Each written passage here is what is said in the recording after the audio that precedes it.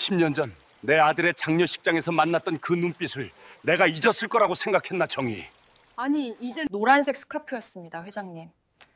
이 스카프를 두르면 당신은 세상에서 가장 아름다운 여자야 라고 말했죠? 거짓말 마. 네가 10년 동안 숨기고 도망쳤던 이유가 바로 그 아이 때문이 아니었나? 마지막 진실이라니? 네가 아이를 낳지 못했다는 것 말고 또 다른 것이 있나? 회장님, 저는 당신의 복수를 도울 것입니다. 하지만 한 가지 마지막 진실을 말씀드리고 싶습니다. 오늘의 사연입니다. 사연 시작 전 구독과 좋아요, 그리고 어느 지역에서 듣고 계신지 댓글로 남겨주세요. 회장님과 도우미, 그들 사이에 얽힌 10년 전의 충격적인 인연에 관한 사연입니다.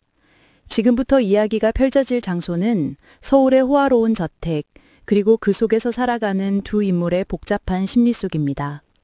첫 번째, 멈춰버린 10년의 그림자. 시간, 2025년 10월 20일 화요일 오전. 장소, 서울 평창동 회장님 댁, 지하 서재. 나는 매일 아침 이 저택의 육중한 철문을 열고 들어설 때마다 심장이 으스러지는 듯한 기분을 느낀다. 50이 넘은 나이에 가사 도우미로 일하는 것이 내 팔자련이 하면서도 이곳 강태수 회장님의 집만큼은 언제나 질식할 것 같은 공포와 죄책감의 냄새로 가득하다. 그리고 그 중심에는 저 70세의 노인이 바로 그 사람이 있다는 사실이 놓여 있다. 20년을 넘게 일해왔지만 이 집에서의 지난 1년이 내 인생에서 가장 길고 고통스러운 시간이었다. 그 사람을 다시 만나게 되리라고는 그것도 이런 모습으로 상상조차 하지 못했다. 왜 하필 나였다. 왜 하필 그 집에 도우미로 오게 되었을까. 매일 밤 잠들기 전에 1000번 만번 스스로에게 되묻는다. 나는 그저 박미란이어야만 한다. 50대 중반의 낡은 운동화와 뻣뻣한 허리를 가진 평범한 아줌마. 10년 전의 나는, 그리고 그때의 우리는 이 세상에 존재하지 않았던 일처럼 완벽하게 지워져야만 한다. 미란 씨, 서재는 특별히 신경 써서 닦아요. 귀한 책들이 많으니. 회장님은 늘 그렇게 말씀하신다. 지하에 위치한 서재는 외부와 단절된 하나의 세계였다. 곰팡이 대신 희미한 가죽과 종이 냄새, 그리고 묵직한 권위가 공기 중에 떠다닌다. 나는 무릎을 꿇고 앉아 수천 권의 책들이 빼곡히 들어찬 육중한 오크색 서가를 조심스럽게 닦아나갔다. 이 서재의 책들 중에는 강 회장님이 직접 메모를 남긴 책들도 많았다. 내가 청소를 맡게 된 후 나는 혹시나 싶어 그의 필처와 손때 묻은 종이를 볼 때마다 눈을 가늘게 뜨곤 했다. 10년 전의 기억을 되살리는 단서가 될까봐 두려워서, 아니, 혹시라도 내가 아는 그 흔적이 남아있을까봐 기대해서였을까. 그 알 수 없는 미묘한 감정선이 나를 매일 이 고통스러운 서재굴 이끌었다. 오전 11시 45분, 서재 청소의 막바지. 나는 회장님 책상 위에 두꺼운 가죽 상자를 발견했다. 먼지가 살짝 앉아있는 것으로 보아 자주 열어보지 않는 물건이었다. 도우미가 상자 안을 들여다봐도 되나? 잠시 망설였지만 서재의 규율에 따르면 모든 표면을 깨끗이 닦아야 한다. 조심스럽게 상자 뚜껑을 열었다. 안에는 묵직한 청동 명함 케이스와 함께 누렇게 변색된 사진 한 장이 들어있었다. 심장이 갑자기 쿵 하고 떨어졌다. 사진 속에 30대 후반의 젊은 여자가 웃고 있었다. 화려하지 않지만 단정한 모습. 그 여자의 눈웃음이 왠지 모르게 나디컸다. 아니, 나딕다기보다는 마치 나를 뚫어지게 쳐다보는 듯한 섬뜩함이 느껴졌다.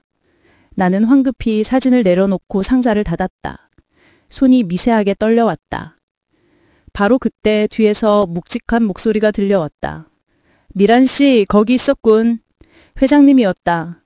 그는 지팡이에 의지한 채 서재문에 기대어 나를 내려다보고 있었다.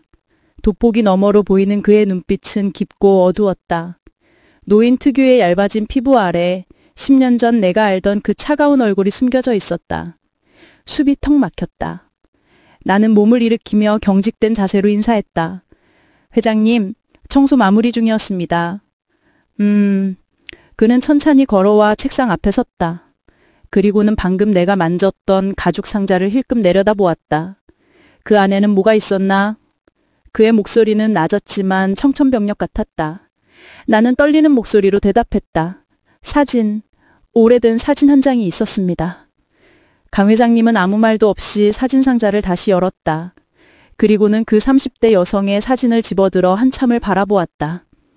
그의 근육 모습은 미동도 없었지만 그가 뿜어내는 공기는 순식간에 차갑게 얼어붙었다.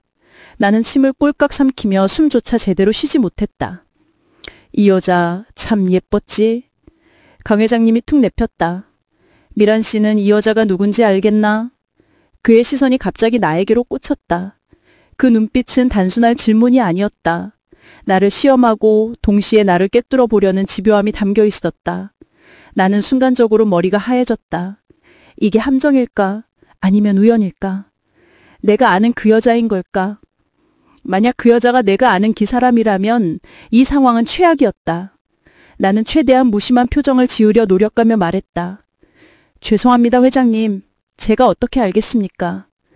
강 회장님은 피식 아주 짧게 코웃음을 쳤다. 하긴 모르겠지. 미란 씨가 이 집에서 일한 지는 고작 1년 남짓하니까. 하지만 미란 씨의 눈빛이 왠지 모르게 떨리고 있군. 그는 다시 사진을 상자에 넣으며 중얼거렸다. 나이를 먹으니 사람을 꿰뚫어 보는 눈만 남았어. 특히 거짓말을 하는 사람들의 눈빛은 절대로 속일 수가 없지. 나는 그의 말이 마치 나를 향한 경고처럼 느껴졌다. 온몸에 솜털이 곤두섰다. 알아챈 건가? 아니야, 그럴 리 없어. 10년이 지났고 나는 완벽하게 다른 사람이 되었는데 내 심장은 지금 당장이라도 갈비뼈를 뚫고 뛰쳐나갈 것처럼 요동치고 있었다. 그는 아무렇지도 않듯 지팡이를 짚고 서재를 나섰다. 묵직한 문이 닫히자 나는 그 자리에 주저앉아 딸리는 가슴을 진정시켜야 했다. 10년 전의 그 사건 이후 나는 단 한 번도 이렇게 절망적인 공포를 느껴본 적이 없었다. 어쩌면 그는 정말로 무언가를 눈치챈 걸지도 몰랐다. 두 번째, 조여오는 의심의 끈. 시간, 2025년 10월 21일 수요일 오후. 장소, 서울 평창동 회장님 댁, 거실과 정원. 어제 서재에서의 일은 악몽처럼 나를 따라다녔다. 오늘 아침 나는 평소보다 더 몸이 무거웠다. 그 사람의 눈빛이 계속해서 나를 찌르는 것만 같았다. 거짓말을 하는 사람들의 눈빛은 속일 수가 없지. 어제 그 말이 귓가에 맴돌았다. 오늘은 최대한 강 회장님의 시야에서 벗어나 정원이나 주방 같은 곳에서 시간을 보내려 했다. 하지만 이상하게도 강 회장님은 평소와 달리 계속해서 집안을 서성거렸다. 그는 원래 아침 식사 후엔 집무실에서 나오지 않거나 병원에 들르는 것이 일과였다. 오늘처럼 정원을 어슬렁거리거나 내가 닫고 있는 거실 가구 옆을 지나치는 일은 드물었다. 미란 씨, 그 화분은 물을 좀 덜 줘야겠어. 강 회장님이 정원의 난초 화분을 가리키며 말했다. 뿌리가 상하면 안 되거든. 아주 귀한 난초야. 그의 목소리는 평온했지만 어딘가 모르게 신경질적인 날카로움이 섞여 있었다.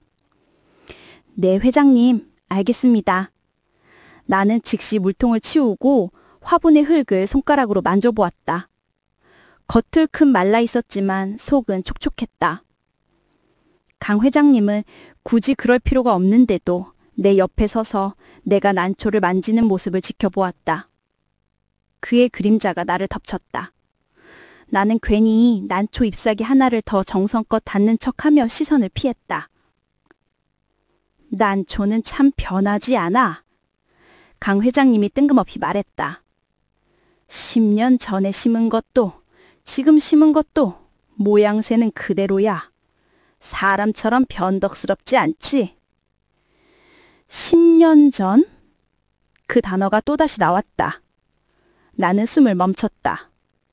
그의 의도가 무엇인지 파악하기 위해 머리가 빠르게 회전했지만 어떤 결론도 내릴 수 없었다. 단순한 노인의 푸념일까? 아니면 나를 향한 교묘한 시험일까?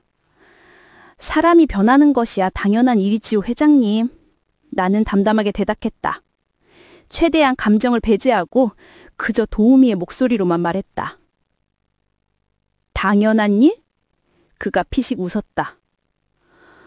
글쎄, 나는 그렇게 생각하지 않아. 어떤 사람들은 겉모습만 바뀔 뿐 속은 10년 전과 똑같거든. 오히려 더 지독하게 변하지 않는 경우도 많아. 강 회장님은 지팡이로 난초 화분의 흙을 톡톡 건드렸다. 어떤 사람들